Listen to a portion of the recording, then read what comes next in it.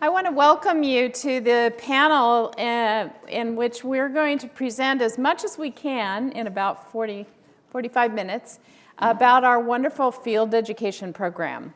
I hope that you are here if you're just interested to learn more about it, including whether you're thinking about an MTS or an MDiv or you're not sure, or even if you're thinking about a doctoral program. We have a very wide and open stance toward students participating in field education, so we want to model that here and welcome you very much.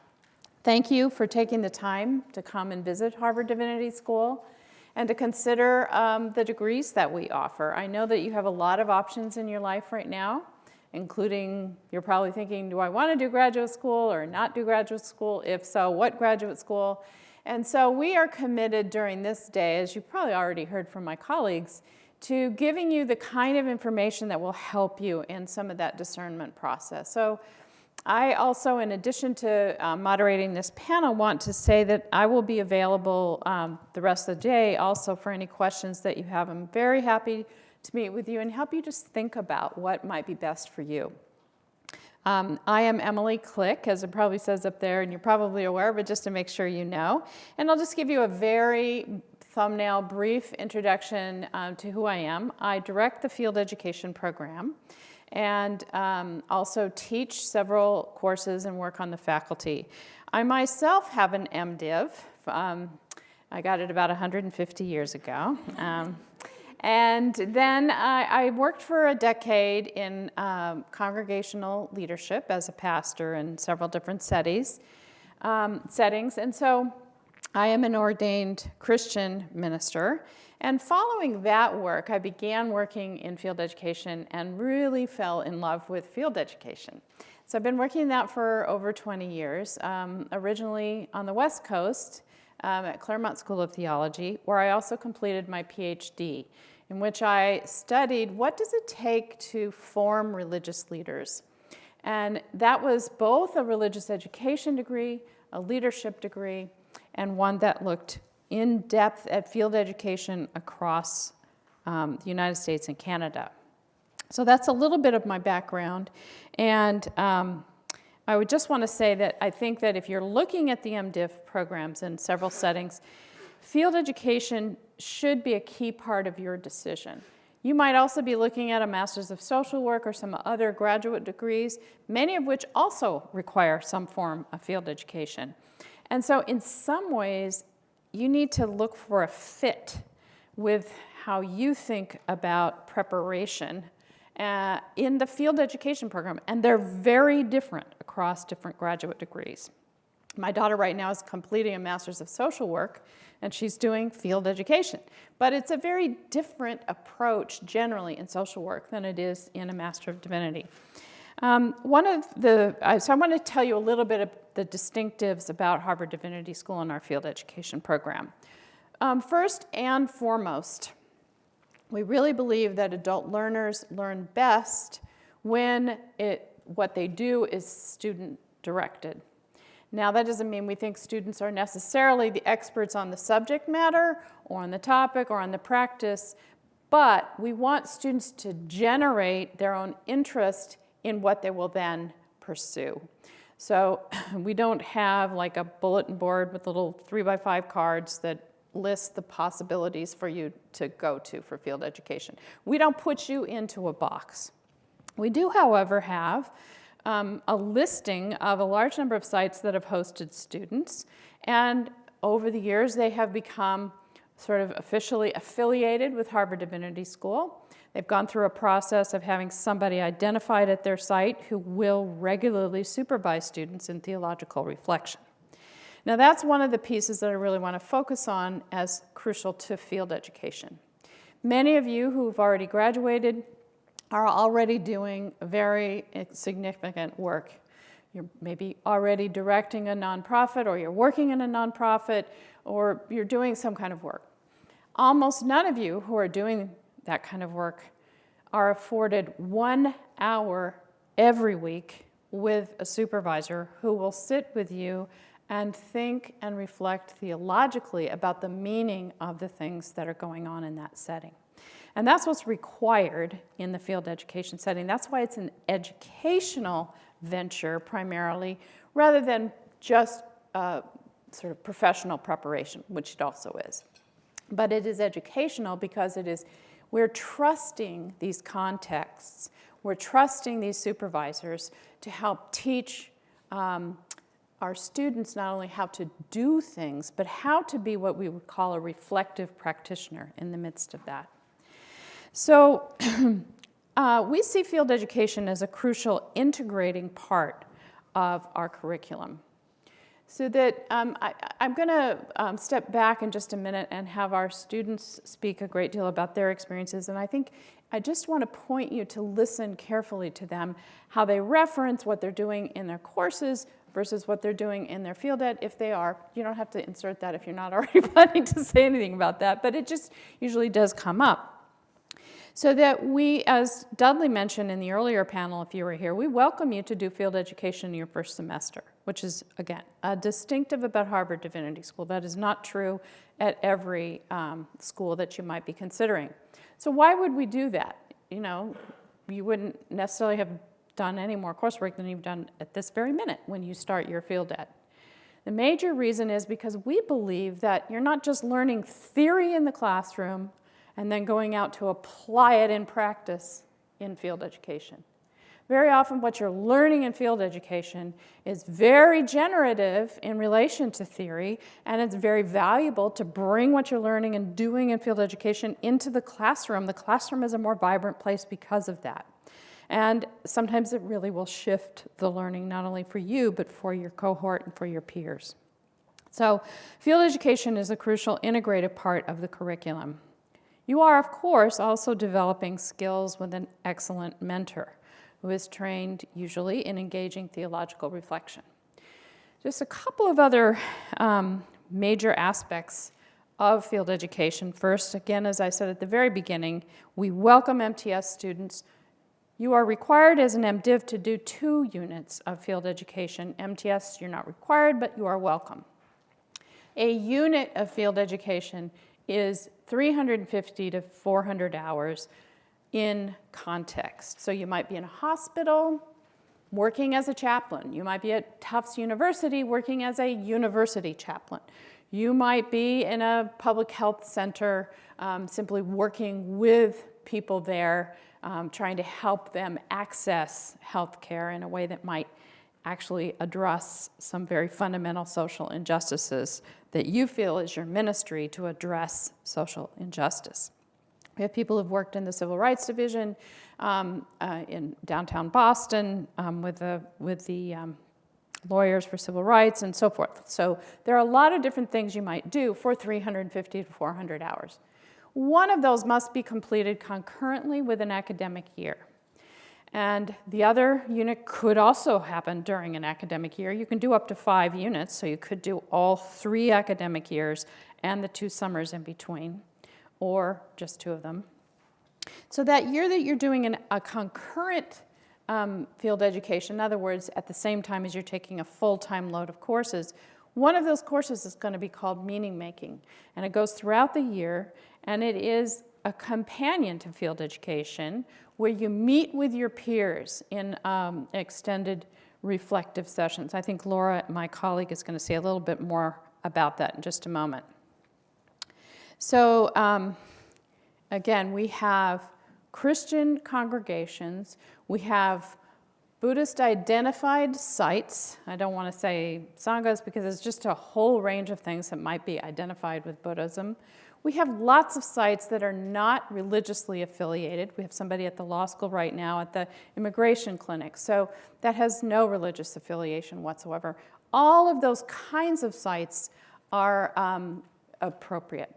You can either do one of the sites that I've said are listed in our handbook, and we're going to give you a bookmark in a minute that will give you a link to the URL where all of these things are listed. Or you can do a student-initiated placement. So you look at the whole list, you talk with us and you say, yeah, none of those are what I need to pursue. Then we work extensively with you to help you to design the kind of field education project that will be right for you. And I think Salvador is going to talk about one example of how we do those student-initiated placements. And in particular, one of those could be done internationally, as Salvador did this past summer. So we do have funding for you to do international placements.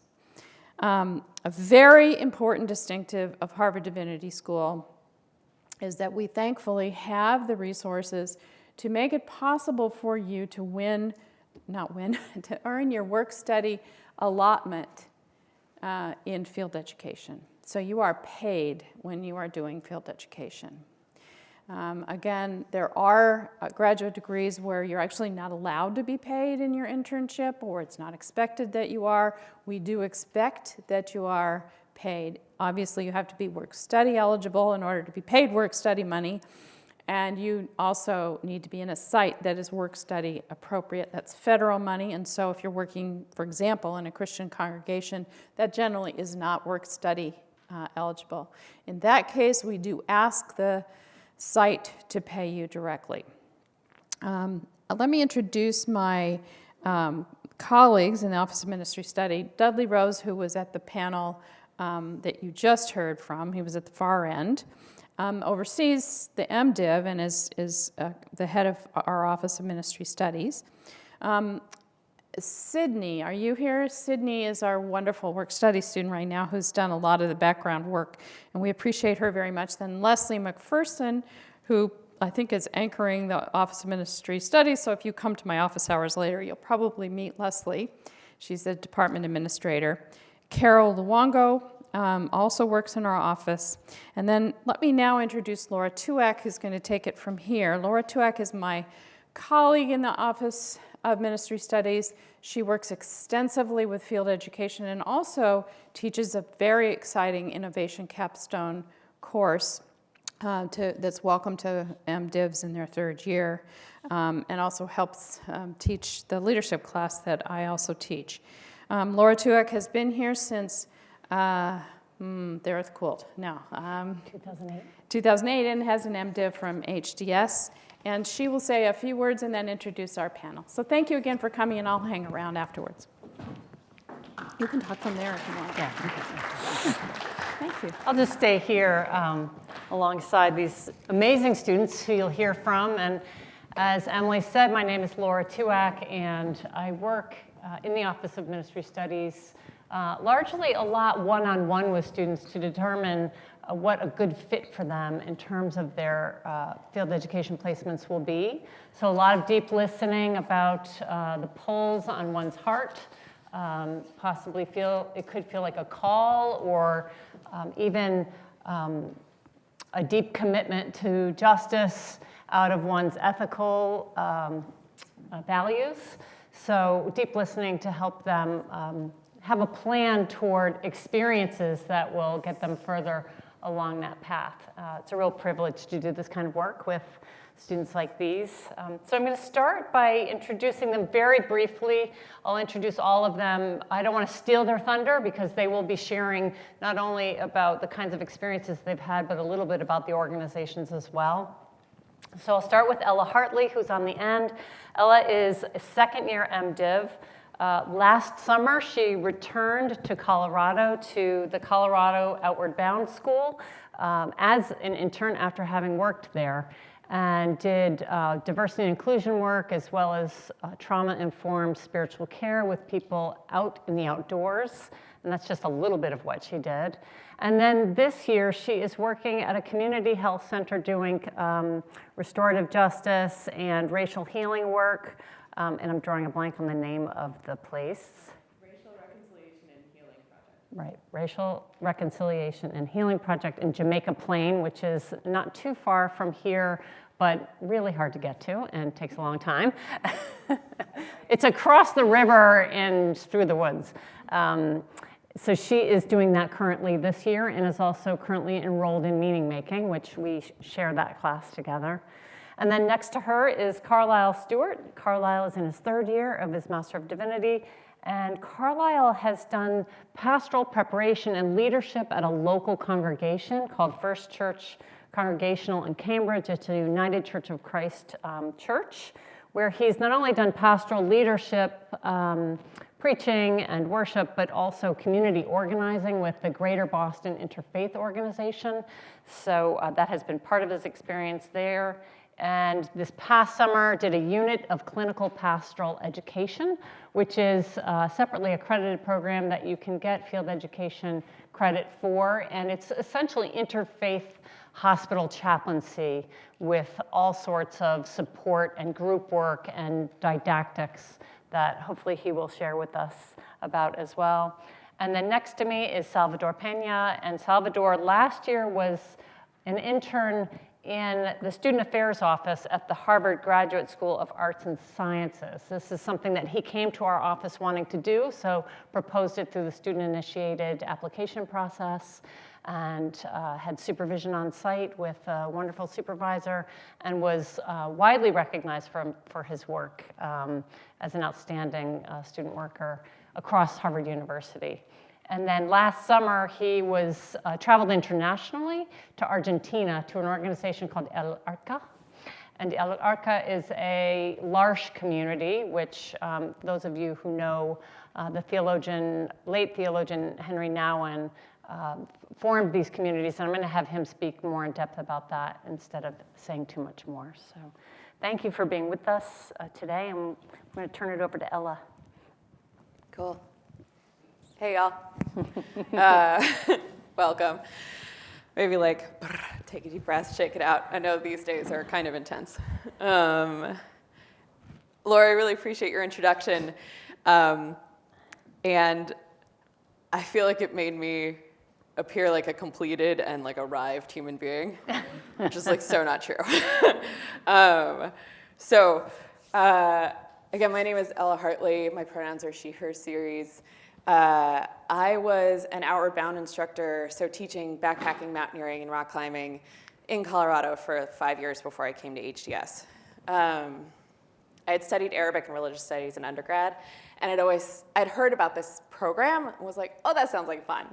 And applied 3 times, but only finished my application once because I wasn't quite ready yet. If there's anything I've spent close to 10,000 hours at trying to master, it's being in the mountains with students and traveling in wilderness areas. So when I came to HDS, it felt like a pretty severe left turn away from something that I had spent a lot of time trying to master. My first year, I felt pretty lost. I came here interested in religious literacy. I thought that the thread that would continue through was being an educator. So I was like, cool, I'm going to go to HDS. I'm going to learn how to teach about religions, make it a less scary topic of conversation, break down some of these barriers.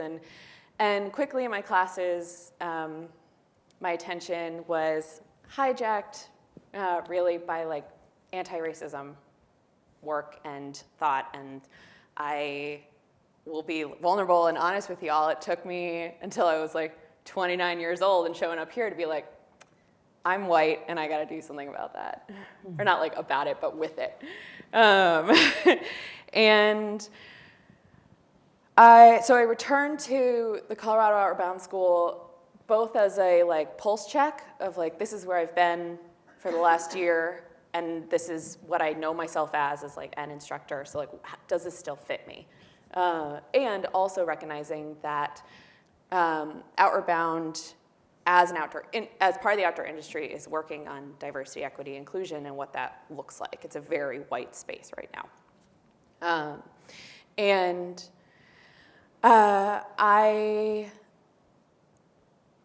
It was really useful for me to return and to have that support of that 1 hour a week supervisor and of HDS and kind of connecting where I had been and where I was going and how HDS fit into this. I felt completely fresh and ignorant when I came here, and returning, I was able to see how these two endeavors kind of were woven together. So from Cobb's, I had this from Outward Bound, Colorado Outward Bound School, so Cobb's, I had the problem-solving abilities. I had these calm leadership skills I developed. I was pretty great at asking, like, how are you, and meaning it, and letting folks know that I meant it, and then listening to that. And I gathered this ability to recognize fear and anxiety in the folks around me, and also to kind of like let my weird out, so that other folks were cool letting their weird out too. We could like build those spaces together. And then when I went back, I realized the skills I was developing at HDS were these critical questioning skills and language for nuanced issues and a vocabulary for the things that I'd been seeing but didn't know how to name. And this very humbling recognition that I am a student and I will always be a student. So even though I was able to return to a place where I was an expert, I still was a student in many ways, and this place had kind of broken down that I know what I'm doing piece, and inserted a useful amount of humility into that practice. So my first year, the classes I get psyched about are racial justice and Tani Thomas's class in race, religion in the United States. If you get the chance to take a class with Tani Thomas, I highly, highly, highly recommend it. So when I was at Cobb's, I recognized, oh, there is this need here. We are starting this diversity, equity, inclusion work. We're at the beginning. We're not doing it very well. I'm at the beginning too. So when I return to HDS, how do I gain the skills I need to become the person I need to be the way I need to be in order to start to do this work and bring this back to this community that I know well and I have some standing in to talk about these really intense issues.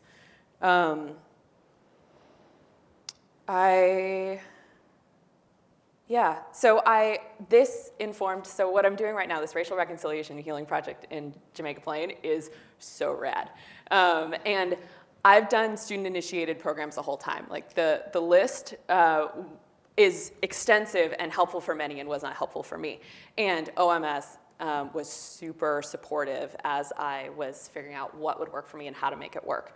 So Melissa Bartholomew directed me to Racial Rec, which is an after-school program with juniors and seniors in high school. So I get that teenager thread from Outward Bound. And it's 8 students who are white, 8 students who are people of color. And we meet on Mondays to talk about health inequities and kind of the crunchy brain stuff of systemic racism in the United States. And then on Wednesdays, we do the heart work and kind of the high-risk work, where we talk about how racism shows up in our lives and how we're culpable in it, how it's affected us, how we perpetuate it. And it's very intense. I'm working with some mentors who are phenomenal human beings, and I'm so grateful to be working there. And if I hadn't been looking at that thread and following it and seeing how it showed up in my first year, how it then came back with me to Cobb's, and then how it's coming in this year, I don't think that I would have realized as quickly that these are the skills I'm trying to gain. So that's where I'm at right now. Perfect. Thanks. Hello, everyone. My name is Carlisle Stewart. I'm a third-year Master of Divinity student here, originally from Detroit, Michigan, and I still don't know what I'm doing. And the reason why I say that is because I sat in the same place that you all are in now, and I know that even considering Divinity School, considering seminary comes with a lot. Some of you may be second career, third career, some of you may be straight out of undergrad, but I personally believe that it's important that you are here because something is drawing you to this type of work, whether that's PhD work, ministry, chaplaincy. So before I go into what I prepared, just to give you a little background about myself, as I said, I'm originally from Detroit, Michigan, the son of a pastor, grandson, great-grandson. It goes back generations. So my entire life, I knew I wanted to be anything but a pastor, right? So when I came here, I had worked a couple years out of undergrad. I went to University of Michigan, studied psychology. And I went through somewhat of a spiritual transformation as I was maturing throughout my life. And initially, I thought I wanted to be a professor of religion. I thought I wanted to just do PhD work, study religion critically, completely detached from the realm of ministry, per se. So I applied, I ended up getting in, and I came here and realized that it wasn't what I thought I would be. And what I mean by that is the second week, I knew that I was not destined to be an academic. I knew that the second week.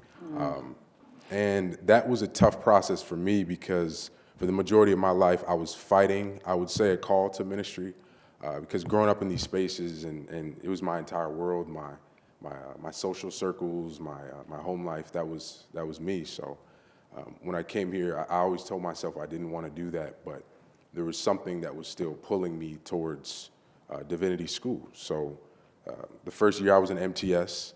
I didn't consider field education originally. And then something continued to tell me to look more deeply into it, to see and to explore the different prospects of the things that I could do here. And by the end of my first year, I switched. I knew this is not working. Like, I feel like there's something missing. My education is not as enriching and as valuable as I feel like it should be at this moment. And a lot of that was my anxiety of feeling like I needed to figure everything out so soon and so quick, which is not really realistic because this is a process, you know. And during that time, I had to recognize that it was a process.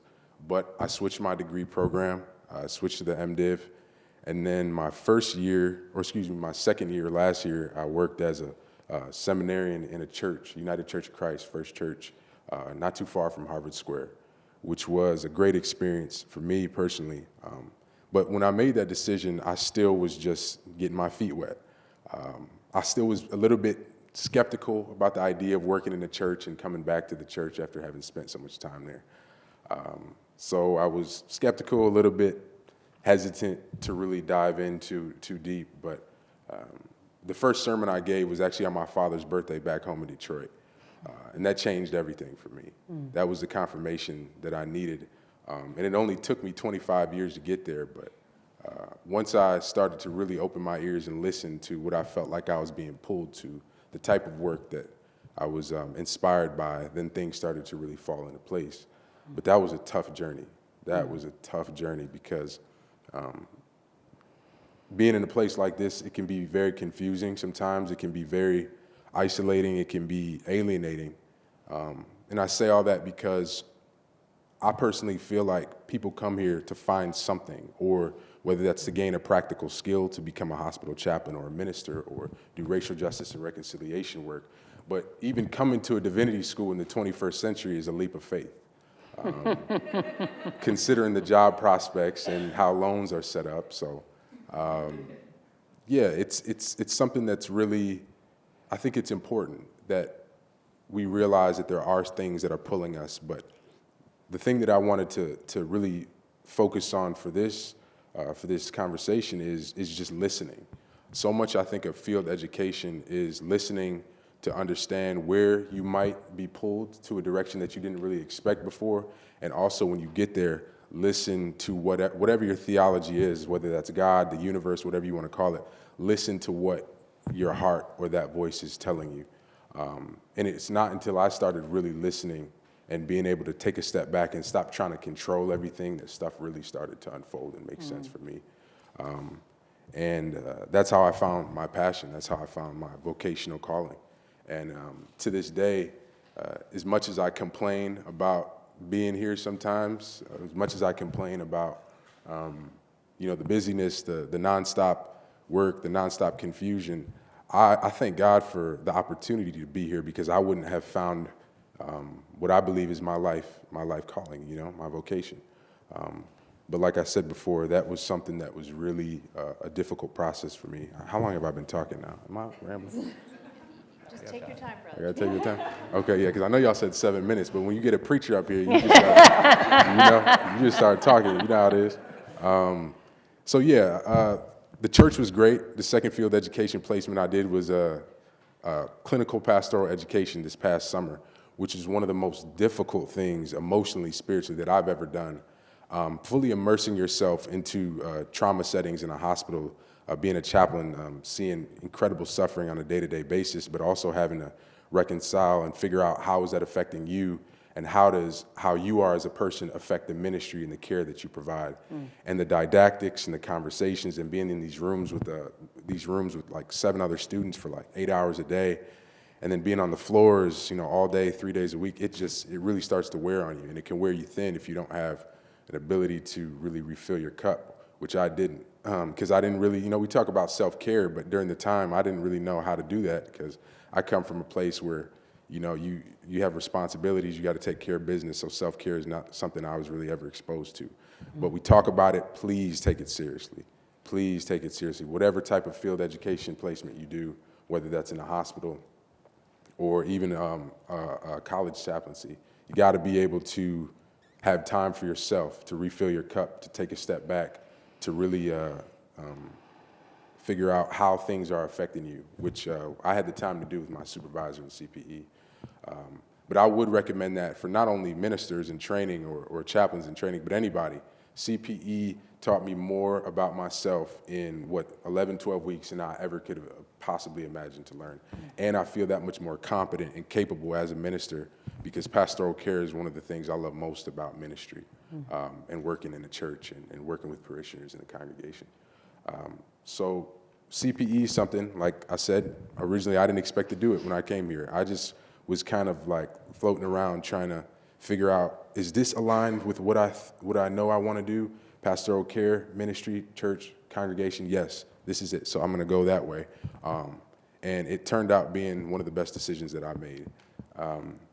So yeah, that's a pretty holistic picture of like what I've been doing here. And right now, the church that I did my first placement at, I'm on the staff there now, so still doing good work there. But one thing I wanted to also mention before I close is the difference between humility and doubt and self-deprecation.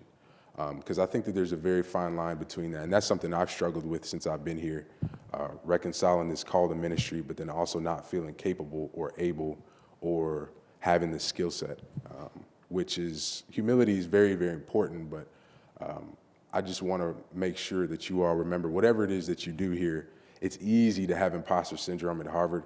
It's easy to be burdened with doubt at Harvard. It's easy to think that you don't deserve to be here, but you're sitting here, you will get in here for a reason, and I just want to leave you all with this bit of inspiration that whatever it is that you end up doing, remember that there's a calling that you have on your life, but you just got to believe that it's there for a reason and that you can fulfill it. So yeah, with nothing else, but yeah, that's all I'll say.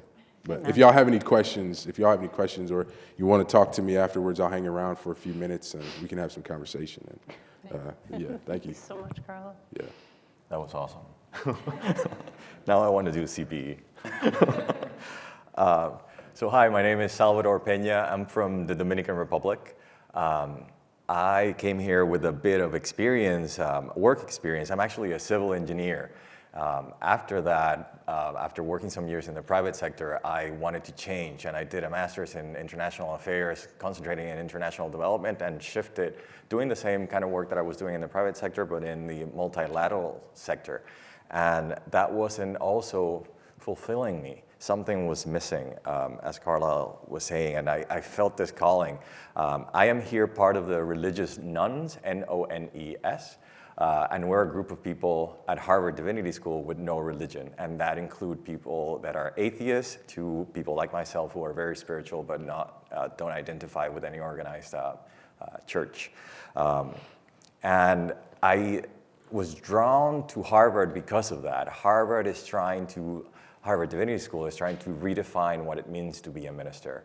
And they're saying, yes, a minister is someone behind a pulpit preaching to a congregation, but it's also anyone in any capacity, whatever field they're working with moral and ethical, with backbone, something that is what it is that you're bringing to an environment that doesn't have that.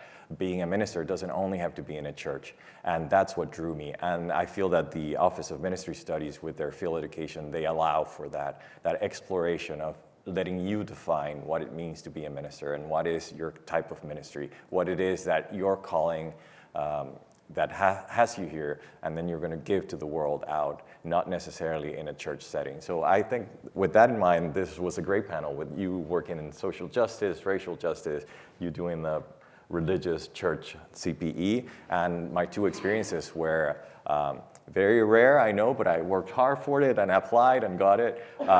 2 units of field education that were student initiated. I said I'm from the Dominican Republic, and mid to long term, I want to go back and maybe go into politics. And one of the things that I wanted to focus on was education.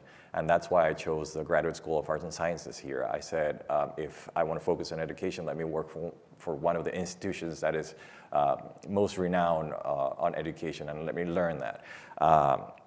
I had been there for a while, but then introducing the theological reflection, what Professor Click mentioned, was a game changer, and it shifted the relationship that I had with the staff in the school, because it gives you an opportunity to reflect on what you're doing and helping you, as Carlisle said, define and redefine your strategy, what it is that you're doing, how are you bringing this.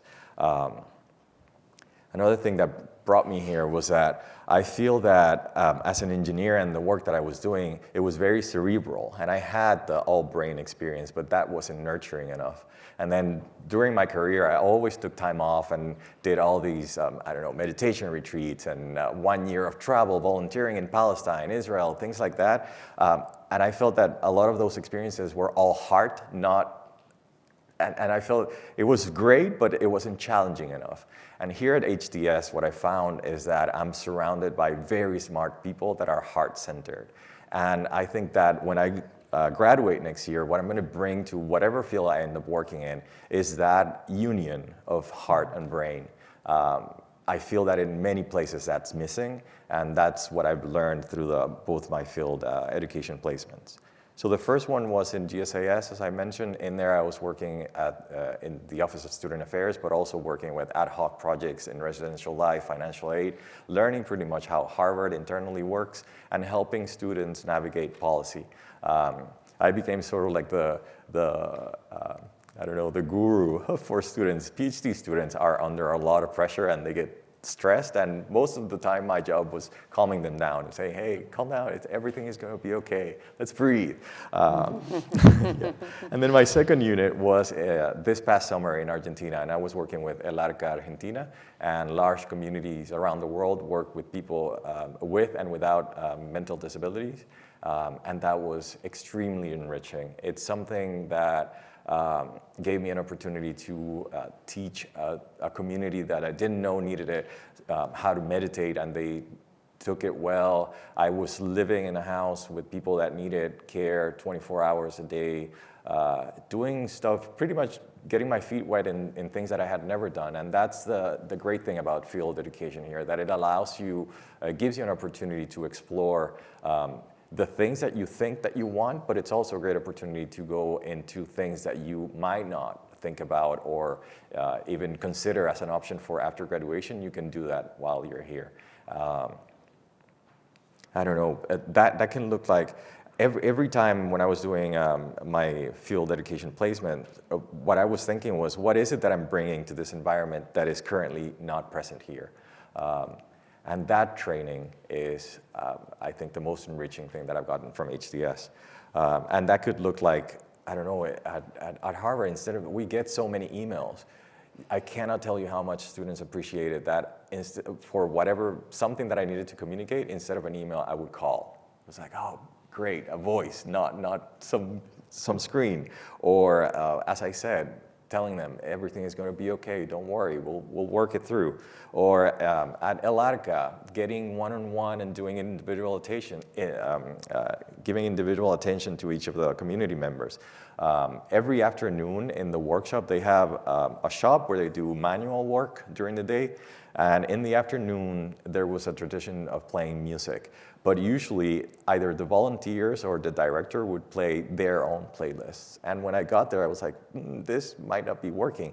And I made it a tradition to ask everyone, give an opportunity for everyone to choose a song. And so those afternoons when I was there, everyone would listen to something that they liked. And at the end of it, I didn't know that was a big change, but at the end of it, it was something that they mentioned, like, wow, thank you for that. We never thought of asking them, what do you want to listen to?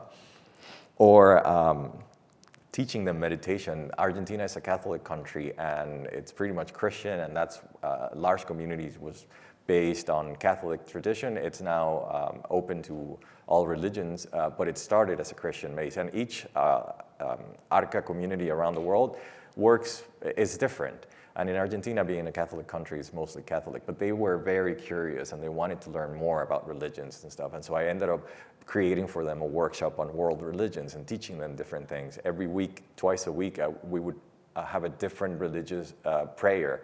Sometimes it was Christian, sometimes it was Buddhist, sometimes we would do a little bit of Hindu chanting and stuff like that, which they really appreciated. One thing, this is a parenthesis, one thing I brought to the community was this concept of the pause button. And because some of them have anxiety and all that, they can get stressed out, and sometimes they would just be removed from the environment. And I taught them something like a pause button. It's just a little piece of string with a button in there. When you're getting overwhelmed, you press pause, breathe, and then calm down and everything is okay. They loved it. And one funny thing that happened was, as I was teaching meditation, Nico, one of the community members with Down syndrome, he was the only one that did it. Whenever I would say, okay, let's start meditating, he would press pause, and we would meditate 10, 15 minutes, and at the end of it, he would press play so that he could move again. Yeah.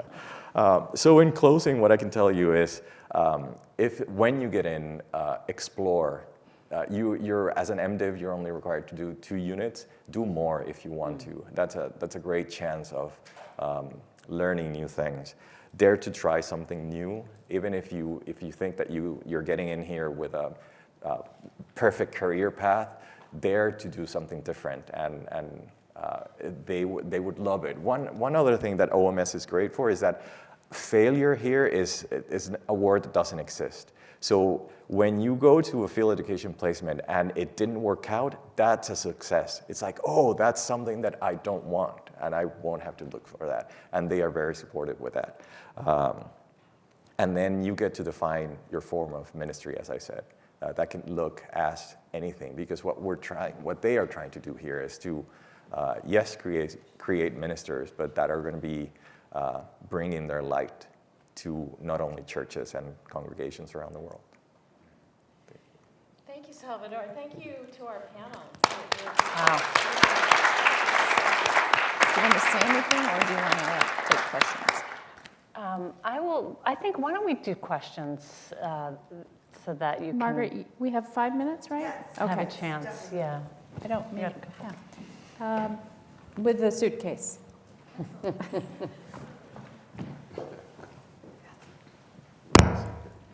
Hi, I'm Larissa Shatirian, and I've got 2 questions. I'm going to ask one and then see if there's time. I'm wondering about the payment that you get paid to do your placements. And I'm like a cradle Episcopalian and grew up with seminarians in my churches and never heard of that. I always just assumed it was a volunteer thing they were doing for credit.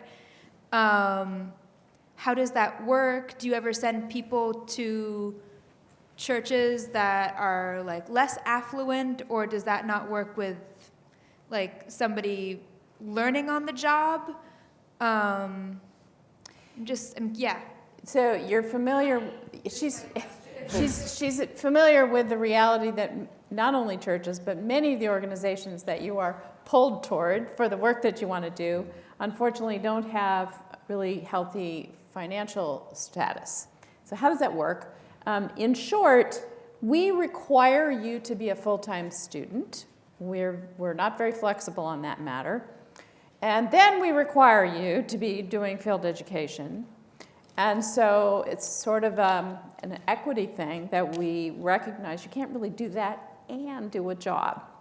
So when we have a conversation with an organization, we do talk with them about the need to compensate our students and why. And you would be amazed at how easy that conversation is. People get it, and organizations get it, and they come up with the funds even when it's very, very tight, almost always. There's someone behind you. Let's let them ask a question, then maybe you can come back with your second question if there's time. Hi. This is, I guess, primarily for Salvador, but for anyone. Can you speak a little bit to experiences you've had with faculty or with coursework that have helped you figure out or guide for yourself what ministry can mean for someone who's unaffiliated, and how sort of choosing your own or figuring out what ministry means for you can also be something sort of, if that's been shaped for you by faculty, and what sort of advising resources are available to that end? It has helped, and initially when I came here, I thought I was going to focus on the intersection of religion and politics. With my politics interest in the long term, I thought that was it made sense for the HDS degree. But then on my first semester, I took a very famous professor, Emily Click's administration and leadership class. And I had taken leadership courses in the past, but this one was mind-blowing, because most leadership courses give you a lens of leadership and how to lead others, which it is great, but this one put the lens on you. And you do so much self-reflection and self-knowledge that you identify what are your areas for growth and what it is really that you want. That class was transformational, so thank you for that. And it was on my first semester, it was great. And in there we had several nuns, including one, I don't know if I can say that. Her form of ministry was motherhood. She wanted to be the best mother that she could be, and she was at HDS for that. So again, it's very personal, and here throughout your time talking to students, the small groups that you can form, the communities that you can be a part of, and talking with your advisor and professors, you'll get to define that. Can we do one more, Margaret? Or are we okay? Let's have you do the last question. Hi, my name is Malcolm. I'm a prospective MDiv student. Hopefully, I'm a DivXer. This is a question for Carlisle. So I'm a young Baptist preacher as well. My dad's a minister, and so I've been around church, my entire life as well. And so in coming to an environment like this that is so diverse, how did you, and I also get the sense and the feeling that Harvard wants their students to be true to themselves, and so I like that and I value that. So how did you navigate such waters of diversity, but also staying true to, your theology and what you believe? Yeah, that's a great question. And to speak to your first point about navigating these waters, that's something that you have to learn how to do, because when I first came here, it's almost like it's a culture shock. It's a new language that is spoken here. It's a way of moving, a way of thinking, sometimes a way of communicating, and I found myself at moments trying to fit in so deeply to how the culture was already established that at certain moments I felt myself losing myself. And kind of losing my voice and not really being able to even communicate certain things that I felt like I needed to. I'll give you an example. I remember the first time I went home, I was having a conversation with my grandmother, and I was trying to explain to her some theological ideas, some theologian I was reading. And I explained it to her, and she said, "What did you just say? I have no idea what that means." And then I was thinking, what did I just say? Because she asked me to explain it in a different way, and I was thinking, okay, well, if I can't simplify this, do I even myself understand it?